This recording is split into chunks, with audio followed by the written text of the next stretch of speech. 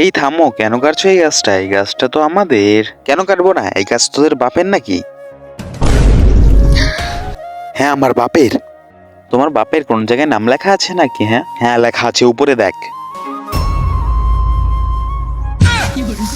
তোমার বাপের তো কি হয়েছে, আমি তারপরেও কাটবো।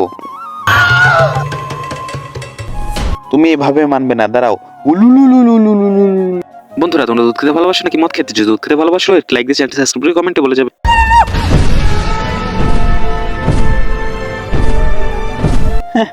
তুমি কি ভেবেছো আমি এই পরি দেখে ভয়ে পালিয়ে যাবো এখান থেকে? এখন তুই দেখ বেটা, তোর আমি কি অবস্থা করি। সবাই, আরে ভাই বাঘ পালা।